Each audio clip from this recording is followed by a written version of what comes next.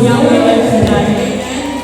Sabi rin sa ating, sabi sa Lucas, magbigay kayo at kayo bibigyan ng Diyos ng gustong takal, siksik, liglig at umaapaw pa.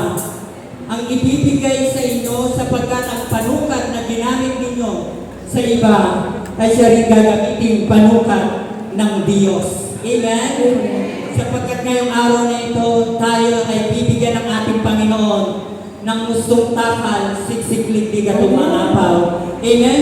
At sabi, magbigay kayo at kayo bibigyan ng Diyos ng gustong takal, siksik, liglig at umaapaw. Tayo na sa Diyos. Hallelujah!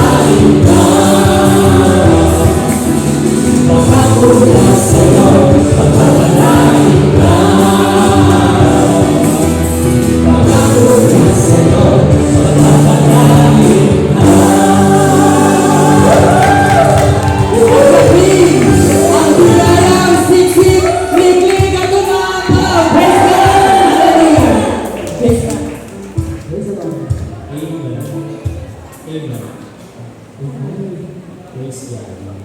Yun na po ba yung pinaka-the-best? Mukhang tinatamad na po kayo pumalakpak para sa Panginoon. Sige po, makakabuhay ng Diyos sa bawat nilalang ang narito po ngayon. Ngayon po ba? At hindi po masasayang ang pagpalakpak po ninyo dahil anniversary ngayon. Birthday niya. Amen! Amen po ba?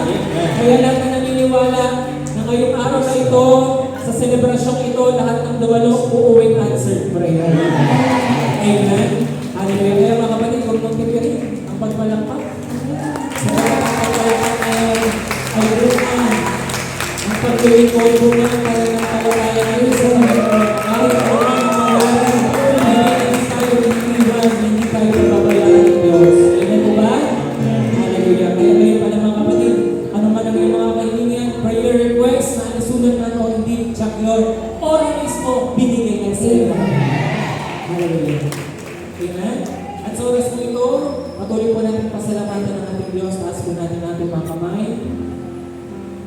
Katulad po ng tema po natin in 31st year anniversary, Open Hearts, Amen, Renew Voices, and Endless Love. Ganyan po ang Diyos sa buhay po natin. Amen? Binubuksan ng Diyos ang ating puso. Yung sarado po nating puso. Bukod sa isip, yung puso, napakahalaga po yan. Amen? Masasyalan ako na yung lahat ng mga masasayang part ng magandang tao. Ingat po ba? Kaya ingatan po natin ang puso po natin, especially sa paglilingkod, sa ating paggamit nito sa gawain ng Panginoon. Kasi bakit minsan, kahit matagal na po tayo sa paglilingkod, nagdaloon pa rin po yung pagiging mataas, yung pride. Amen? Doon tayo tumitingin sa bagay na meron tayo o yung makayanan po natin. Diba ang sabi ng Diyos sa kawikaan, do not lean on your own understanding. Tingnan po ba? Amen. Hayaan po natin ang Diyos ang bigay magturo po sa atin ng lahat. Kaalaman na mga bagay sa buhay po natin bilang mananampalataya ng Diyos. Amen? At doon po nire-renew ng Diyos ang ating pong mga tinig sa paglilingkod po sa Kanya. Binabago niya yung mga salita na binibitawan po natin kung noon, puro mali, puro pangit ang binibitawan natin ngayon, puro para na sa Diyos. Amen? Puro praise the Lord, puro hallelujah, puro amen. Amen po ba? Yan po ay para sa Diyos. Amen? At hindi sa lahat, ang walang mandang pagmamahal sa pinag-supreme love ng Diyos po sa atin. Amen po ba? Na kahit na tayo po ay nagkukulang na tayo po ay makakagawa pa rin ng mga bagay na hindi ayon sa kalooban ng Diyos. Amen? Pinili ka pa rin, hiniram ka pa rin ng Panginoon. Amen po ba? Kasi bakit makatawag na niya po ang Diyos. Amen po ba? Lahat ng ginagawa po natin, lahat ng pagpapagal po natin, lahat ng mga hirap, sakripisyo po natin, alam po yan ng Diyos. Amen? Lalo na po kayo, alam ko po lahat na ganito maggagawa nila siya lalo. Amen? Iba-iba man po ating mga katungkulan, ating mga posisyon. Kapatid, manalig ka, umasa ka sa Panginoon. Huwag kang bumitaw sa Kanya kasi hindi ka niya pababayan. Amen. Kaya kung dumadaan ka sa kabigatan, sa mga problema, kabiguan sa iyong buhay, na laging matandaan, kasama mo ang Diyos. Amen? Mahal ka ng Diyos. Mahal tayo ng Diyos. Ganyan ka. Hallelujah. O, pumigin natin ang ating Diyos. Taas mo natin ang ating mga. Sama ng Diyos.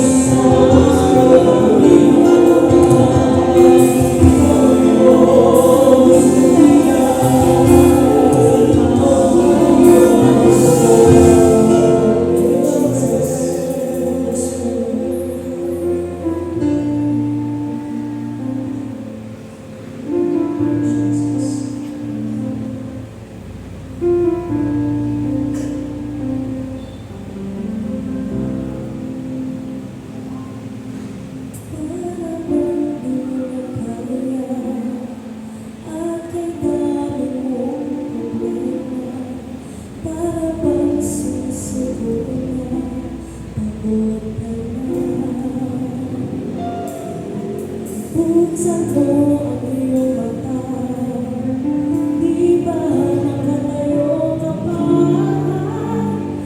Alam ng Diyos at kaibigan, kasama mo siya.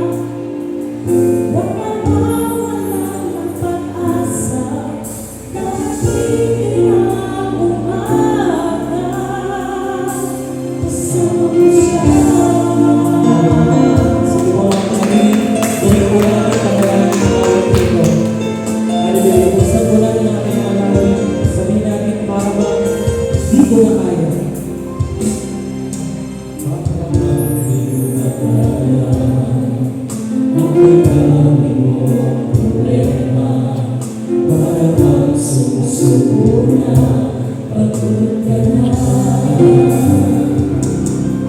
Buksan mo ang iyong mata, di ba nalayo ka pa? Alam ng Diyos, kaibigan, kasama mo siya. Huwag kang bibigay, ayaw magsasama. Huwag kang magkakaroon, lalayo ang kaibigan.